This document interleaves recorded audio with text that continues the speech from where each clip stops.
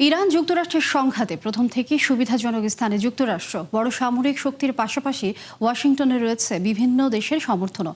তবে নতুন রণকৌশলে আগাচ্ছে তেহরান। যুদ্ধের ব্যাপ্তি ও ব্যয় বাড়িয়ে প্রেসিডেন্ট ডোনাল্ড ট্রাম্পকে প্রতিহত করতে চায় উপসাগরীয় দেশটি।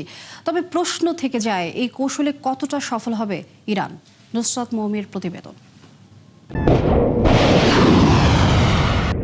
যুক্তরাষ্ট্র ইসরায়েলের যৌথ হামলা শুরুর পর থেকে আঞ্চলিক দেশগুলোর কূটনৈতিক তৎপরতায় সাড়া দিচ্ছে না ইরান। উল্টো যেসব দেশে মার্কিন সামরিক ঘাঁটি রয়েছে তাদের প্রকাশ্য হুমকি দিচ্ছে তেহরান। হামলা চালাচ্ছে যুক্তরাষ্ট্রের বন্ধুরাষ্ট্র উপসাগরীয় দেশগুলোর জ্বালানি স্থাপনায়। আর এসব পদক্ষেপের পিছনে রয়েছে তেহরানের সুচিন্তিত রণকৌশল, যার লক্ষ্য যুদ্ধের ব্যাপ্তি ও খরচ বাড়িয়ে ডোনাল্ড ট্রাম্পকে প্রতিহত করা।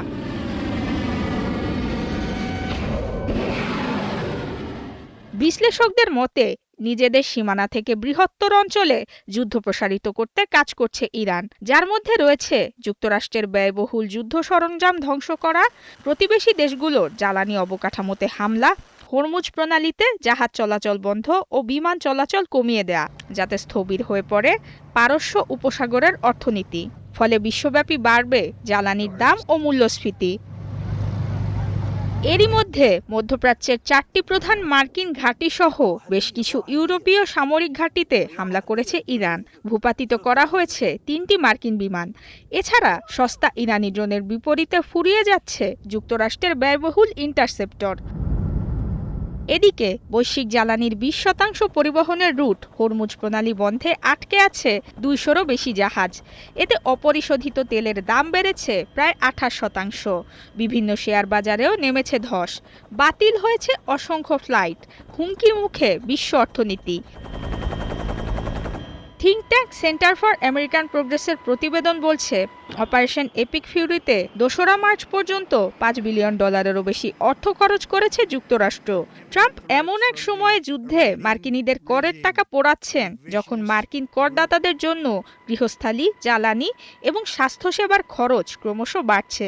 এর আগে স্বাস্থ্যসেবা এবং খাদ্য সহায়তা কমিয়ে প্রতিরক্ষা ব্যয় বাড়িয়েছেন মার্কিন প্রেসিডেন্ট। এরই মধ্যে মার্কিন কংগ্রেসের রায় ট্রাম্পের পক্ষে গেছে। ট্রাম্পের একক সিদ্ধান্তে বড় সামরিক পদক্ষেপ নেয়ার পক্ষে ভোট দিয়েছেন 100-র মধ্যে 52 জন সিনেটর। আর যুদ্ধে আরও সৈন্য এবং যুদ্ধবিমান পাঠাতে সম্মতি দিয়েছে প্রতিরক্ষা বিভাগ। যদিও প্রাথমিকভাবে যুদ্ধকে সমর্থন না করা ব্রিটেন, ফ্রান্স ও জার্মানিও পারস্য উপসাগরে নিজেদের স্বার্থ রক্ষায় পদক্ষেপ নিতে পারে বলে জানিয়েছে। এত প্রতিকূলতার মাঝে ইরান কতক্ষণ টিকে থাকতে পারে সেটা অবশ্য সময় বলে দেবে। নুসরাত মৌমি, 71।